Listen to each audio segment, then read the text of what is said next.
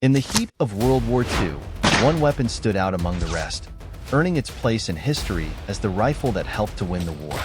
This is the story of the M1 Garand, a legendary weapon and the workhorse of World War II. This American workhorse wasn't just any gun. It was a symbol of freedom and a key factor in Allied victory during World War II. Designed by John Garand and officially adopted by the U.S. Army in 1936, the M1 Garand was a groundbreaking semi-automatic rifle. Its design marked a significant departure from the bolt-action rifles used by most armies at the time. Before the M1 Garand, American soldiers relied on bolt-action rifles like the Springfield M1903. These were reliable but limited the rate of fire. The U.S. military craved a semi-automatic rifle to match the firepower of Germany's Gür 41. Garand's design was revolutionary.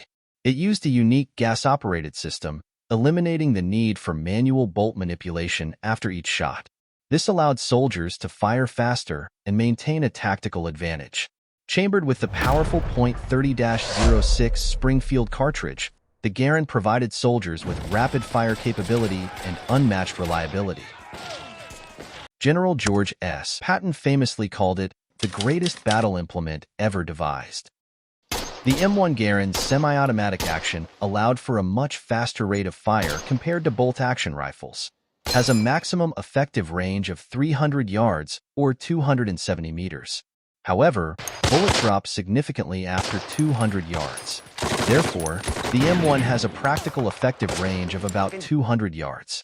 The M1 carbine entered service with a standard straight 15-round box magazine. The introduction of the Select Fire M2 carbine in October 1944 also brought into service the curved 30-round box magazine, or banana clip. Perhaps the most common accessory used on the M1 carbine was a standard magazine belt pouch that was slid over the stock and held two extra 15-round magazines. After the introduction of the 30-round magazine, it was common for troops to tape two 30-round magazines together, a practice that became known as jungle style. This led the military to introduce the Holder Magazine T3A1, also called the jungle clip, a metal clamp that held two magazines together without the need for tape. 8-round N-block clip.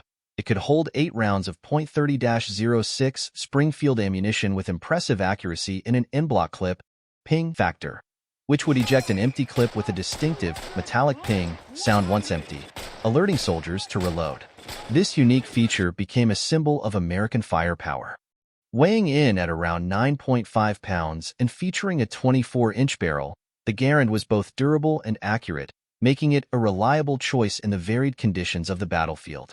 However, soldiers had to be careful while reloading to avoid Garand thumb, where after the last shot in the N-block clip had been fired, the bolt opened, allowing a new clip to be inserted into the rifle. The only issue was that once the clip was put into the gun, the bolt was designed to go forward. This meant that the bolt action would close on the thumb of the reloading soldier if not careful. Aside from these minor drawbacks, the M1 Garand was well received by the soldiers who took it into battle all across the world. The Garand was eventually praised as troopers' friend. It was simple to operate, held up well in harsh conditions, and offered a psychological boost with its distinctive ping.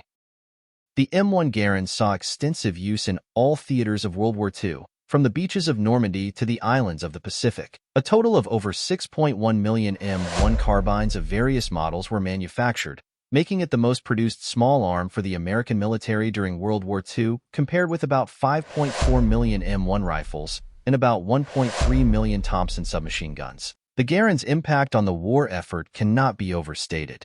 It gave troops a decisive edge in combat, allowing for faster and more efficient firepower. It is estimated that 30% of Japanese casualties inflicted by rifle and carbine fire during the Okinawan campaign were caused by the M3 carbine.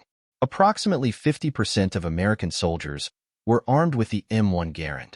This high percentage was due to the rifle's widespread production and adoption. The remainder of the soldiers were equipped with other weapons, such as the M1 carbine, Thompson submachine gun, and various other firearms, depending on their specific roles and the requirements of their units. Other than American military, Canada received 100,000 M1 Garand rifles to equip its infantry units throughout the European and including during the Normandy campaign and subsequent operations. United Kingdom, while not as extensively used as American forces, The British Army received around 97,000 M1 Garands, particularly for specialized units, British airborne troops, and certain frontline troops in Northwest Europe. Australian forces in the Pacific Theater were equipped 60,000 M1 Garand rifles. These rifles were used by Australian forces in the Pacific Theater, where they proved effective in jungle combat. New Zealand received 25,000 M1 Garand rifles, smaller number compared to larger allied nations, but still equipped a portion of their forces with M1 Garand rifles, especially for troops deployed in the Pacific Theater alongside Australian and American units. After the war, the Garand became a symbol of the American military and remained the main battle rifle of the United States for another 12 years. As self-loading rifles became commonplace, with weapons like the AK-47, G3, and FAL replacing earlier bolt-action designs, the M1 Garand was eventually replaced by the M14 rifle. After being replaced by the M14, the United States government was left with millions of Garands in their stockpiles, almost all left over from the 4 million Garands produced during the Second World War. The United States government sold surplus Garands to the civilian market and gave them to foreign countries as war aid. The M1 Garand continued to serve in the Korean War and saw limited use in the early stages of the Vietnam War. The M1D variant, equipped with a scope, was used as a sniper rifle by South Vietnamese troops. These weapons were not as well liked by the South Vietnamese military. The ARVN soldiers tended to be smaller than the average American soldier. The large .30 caliber round and the fact that the Garand rifle was long and heavy were sometimes too much for them to handle. Meanwhile, the AK-47s often used by the North Vietnamese soldiers and the Viet Cong were too technologically advanced for the Garand to keep up with, since they were equipped with 30-round detachable magazines and could fire fully automatically. Along with the Garands sent to South Vietnam, a small number of Garands came into Vietnam for the American soldiers. These Garands were usually given to rearguard troops, artillery crews, and military policemen to free up the more advanced M14 and M16s for frontline troops. By the late 20th century, the Garand had been completely phased out of combat roles and almost entirely removed from the U.S. Armed Forces.